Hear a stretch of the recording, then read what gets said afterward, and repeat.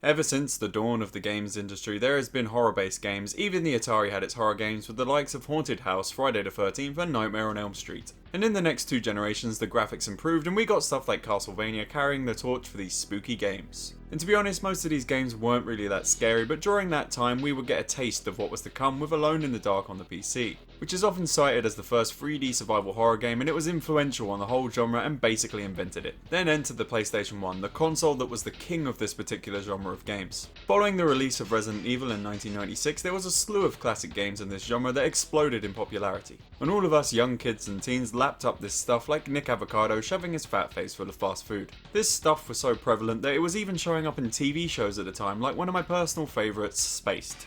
Don't sneak up on me like that! Want a cup of tea? Yes.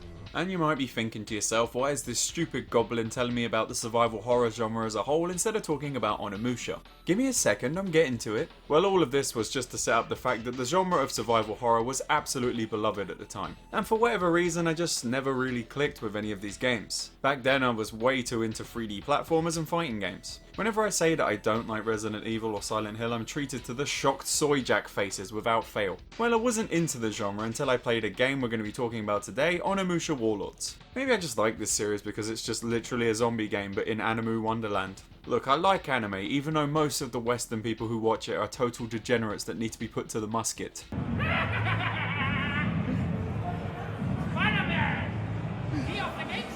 Anyway, yes, essentially Onimusha is literally just Resident Evil but set in the Sengoku era of Japan. And this is legitimately 100% what the pitch for the game was at the start, a feudal Japan Resident Evil called Sengoku Biohazard. This game was initially being made for the PS1 and it was reportedly 50% done before being cancelled. Some footage of this early version does survive and it looks pretty great for a PS1 game and not too far from what we got. But after this version was scrapped, the team got to work on retooling the project for a release on the very new at the time PlayStation 2. And what people may not know or remember from the PS2 launch is that it really didn't launch with that many good games. I didn't have a PS2 around this time, but my older brother who had a job and a house did get the PS2. Whenever I would go around his house to stay the night, me, him and my nephew would play his PS2 with him. And there was great stuff like Tekken Tag Tournament, SSX and Time Splitters. But that was about it. Sure, these games absolutely blew us away with how good they looked, especially Tekken Tag Tournament, but there was a real drought of games to sink our teeth into, so much so that we played a lot of Smuggler's Run, which isn't a great game, but beggars can't be choosers.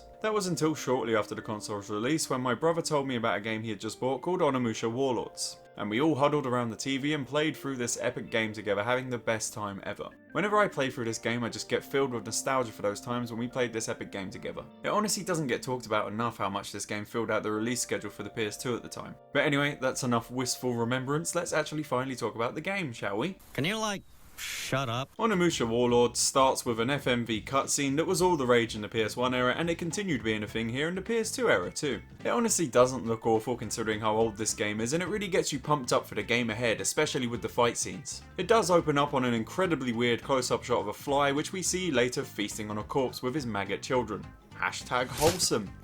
But this little cutscene really gives you the first proper taste for the amazing traditional soundtrack for this game that was actually done by a proper orchestra. And in this opening cutscene we get to see the main villain of this game and the real life historical figure Nobunaga. Not too long into this cutscene he is yeeted out of existence with an arrow not to the knee but to the throat.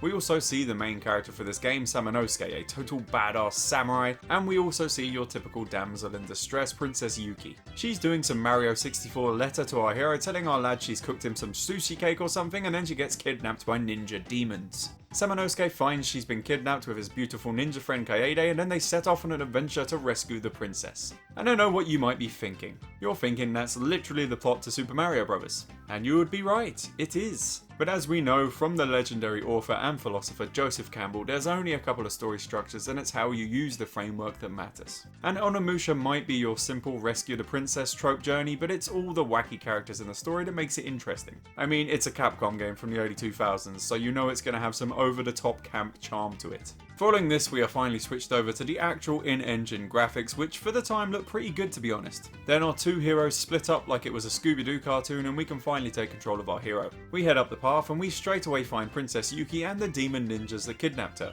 Awesome, shortest game ever. But then a giant red demon shows up with his gaping flame vagina that's always bothered me a bit. Looks like he can shoot fireballs out of there or something. He knocks us out and takes the princess, and we pass out and see a group of spirits before us. And they tell us that we cannot defeat the demons in our current form, so they hook a brother up and give him a demon right hand to steal the souls with. Alright, possessed demon hand. That's the excuse we all used when we used to get caught playing with our Hammond organs, if you get my Tokyo drift. I said don't disturb you, I'm cleaning my room! And that's really all there is for the setup. We have a demon hand and we need to stop the undead Nobunaga who's been resurrected. Most of the game takes place in one sprawling location called Inuyaba Castle, which is also called Gifu Castle. And surprisingly, this castle is an actual real one in Japan that was used by the real Nobunaga himself, which is kinda cool. And this castle operates kinda like the Spencer Mansion in the first Resident Evil game, which is kind of another nod to this game's origins. It almost feels like a Metroidvania in many ways, with bits of the castle being inaccessible until later in the game. The castle itself feels like a character in the game, with it getting more interesting and complex as you go, and it's just a joy to explore.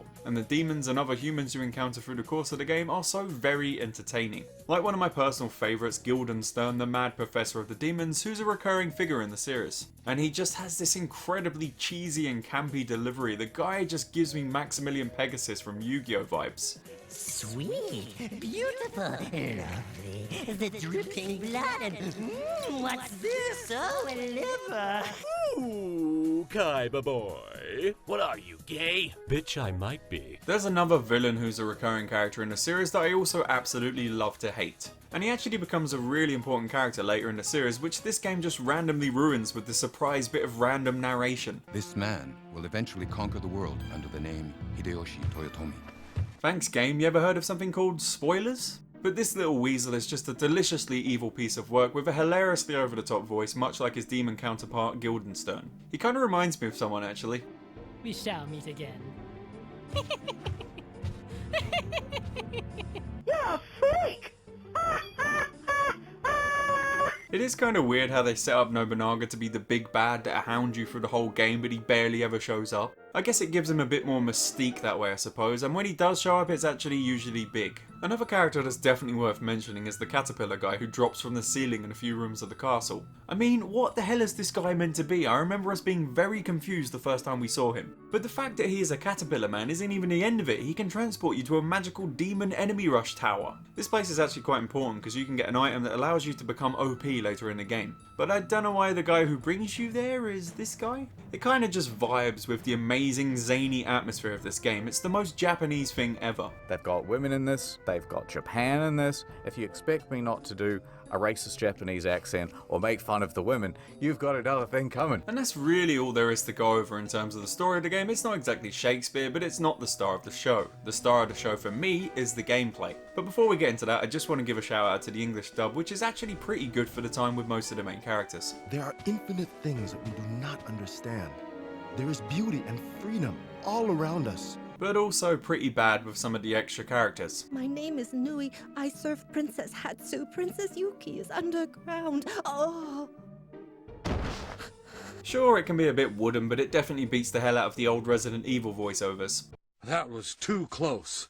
You were almost a Jill sandwich. Onimusha really does show its age a bit when it comes to the general feel of the controls because it's all done on the D-pad. And I think this pretty much just stems from the fact that the game started out its life as a PS1 game where analog controls weren't really the norm. It is just literally that classic Capcom tank control but in a more hack and slash setting, but it doesn't ruin my enjoyment of the game. After a while you kind of get used to it and it all becomes second nature, and I actually kind of like this method of control. Once you get to grips with it, you can use it to your advantage and do things to kind of cheat the enemies. They did go for an analog later, which is good as well and definitely an improvement, but you do lose something in the process. But how does the combat actually work, I hear you ask? Well, it really couldn't be any more basic. You just have one button that attacks and you can lock onto your enemies and block, and that's it really. You are able to use your magic meter to unleash mega attacks with triangle, which will do different things depending on what sword you have. Because as you go through the course of the game, you pick up 3 different swords that all handle completely differently. You have the fast and nimble lightning sword, the slow and powerful fire sword, which is my favourite to use, and the double-bladed wind sword, which looks the coolest. And while I said this combat system is basic, it isn't a bad thing because what makes this system feel so satisfying is the nuances of it. Stuff like you being able to one-shot a downed enemy by stabbing them in the chest, it's just so gratifying to pull off. But it's also a risk because it takes time to pull off and you're often swamped by enemies in this game. And this push and pull of risk and reward is what keeps the game engaging, even though as I said on its surface it is very basic. You have to be very patient and wait for chances to strike, like when you can one-shot an enemy with a critical if you strike them just at the right time. At its heart, this game is essentially kind of an action RPG because of the inclusion of the demon hand we mentioned earlier, because you use this to collect the souls of the demons you defeat, which is in essence your XP, which adds another push and pull to the combat because the souls do disappear after time and you're defenseless as you try to collect them. And later in the game there's even these flying gits that steal your souls and get out of dodge, which is so bloody annoying. I got no time for that shit. When I played this game as a kid, I didn't really appreciate the RPG element of this game, which in turn made the game harder, because I never really played that many RPGs growing up and didn't really like or understand the concept of level grinding.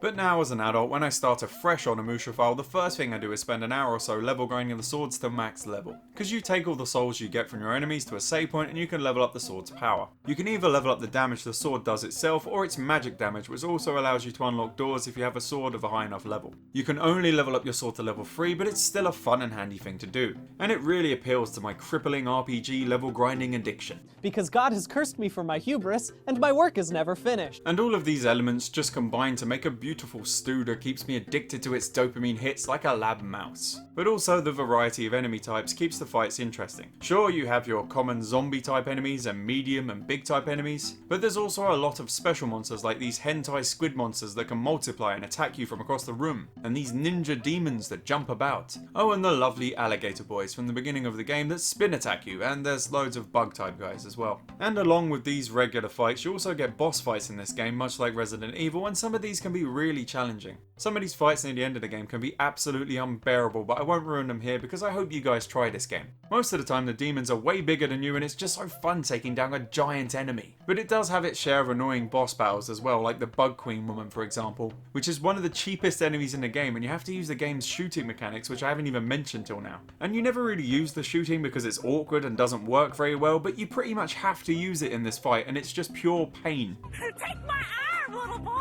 Touch me and I sue you for sexual harassment. And sometimes it's just the way they use these enemies that makes the set pieces in this game so awesome. I always remember the first time we came into this room where the zombies are coming out of the floor. My brother just gave me the controller at this point and the zombies crawling out of hell made me jump out of my skin. It's a little thing, but sometimes it's the little touches in games that leave a lasting impression on you. Or how about this little bit that I always remember where you can drop these logs down onto the enemies below, crushing them. Pretty metal! Another memorable moment for me is this mini boss fight that takes place on top of the castle. It just looks so epic. And you do fight some ninjas later on top of another roof as well, and you can knock them off, which is so fun to do. Oh, and I would regret it if I didn't mention this waterfall area where you can drop an enemy off a bridge. Well, if I didn't bugger it up, that is. But you don't only play as Samanosuke in this game, you also have to do sections where you play as his counterpart Kaede. This series is just so good at making kick-ass women who are gorgeous, like in the next game. And these sections change the gameplay up quite a bit because Kaede is a little bit more fragile than Samanosuke and you have to be really careful. Common enemies you would have no trouble with on the samurai side become really hard encounters with her. Most of the time I find myself just skipping the enemies in her sections because she doesn't earn XP like our main hero. I like these sections though because they add a lot of variety into the game and she saves Samanosuke's butt multiple times throughout the game. There's also a very infamous section of this game where they team up to take on a certain puzzle. The water tile puzzle to be exact. And let me just be clear here, I absolutely hate puzzles in games because I'm bloody awful at them. My teacher says she's tired of trying. That's one thing that put me off liking the Resident Evil games because the puzzles are just so annoying. And the puzzles here are no different, but there's not that many of them and they're actually quite well spread out. There are these decoder chests that I've never understood that hold items that can improve your health and magic meters. I still don't understand them now, but in the world of the internet I can just look up the solutions to save my poor dumb brain. You also get these number spinning puzzles that I'm okay at, and sometimes they hold crucial items, but again, I can use guides. But that's enough stalling, let's talk about the whole water tile puzzle section that was a complete hell in the days of no internet. This whole section starts with a little cutscene where our two protagonists are stuck in a trap that magically needs two people to solve.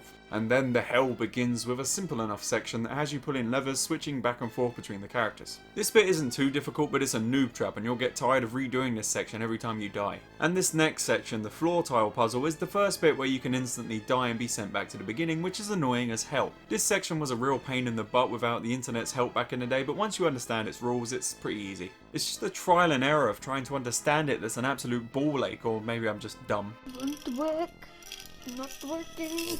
Well, you might be thinking that doesn't seem that bad, but you haven't seen the water tile puzzle yet. When our heroes go into the last room, Samanosuke gets stuck in a trap where water is slowly rising to drown him. and it's up to Kaede to save him through the art of one of those tile puzzle games you'd see on the App Store. You have a very slim time limit to get the 2 golden pieces into the middle, and it might look easy, but it isn't. I was using a guide while I did this, and I still barely did it within the time limit, which says a lot. And you don't really get time to figure this out properly, because every time you die you have to go back to the beginning and do it all over again. And there's also a chance you might bugger up the second puzzle and not even get this far again. I remember me and my brother getting stuck on this bit for bloody ages, and it's probably the worst bit of the game. But my puzzleophobia could be making this harder than it seems, because I'm kinda retarded. Onimusha Warlords is actually quite a short game and you can beat it in a couple of hours, or 420 if you're me, but it's an experience worth having. And I mean, you get the greatest reward on God's green earth if you do beat the game. You get to play the whole game again with Samanosuke in a panda onesie.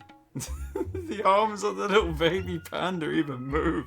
Oh, I love that he clips for everything in the cutscenes. Oh my god, they changed the demon gauntlet into a flower. God, I love this game. Whatever kind of drugs the developers of this game are on, get me some of those right now, please. Let's take drugs and go crazy. It's a great game to spend a day off or a few evenings beating, and it got a remaster and put on every platform, so you have no excuse not to try it. That's why I didn't go over everything and ruin the whole game, because I want you to experience it for yourself. Now, while I like its sequel Onimusha 2 a lot more as a game, this first entry in the series will always hold a special nostalgic place in my heart. A memory of eating Pizza Hut takeaway with my brother and nephew huddled around the glow of a CRT TV in the dark playing this game with them. This is just the start of my series of videos where I'll be covering the 4 main series Onimusha games that got released. And I'm really excited to finally be able to talk about all these games that I absolutely adore. Anyway, I've been a Goblin and thank you for watching.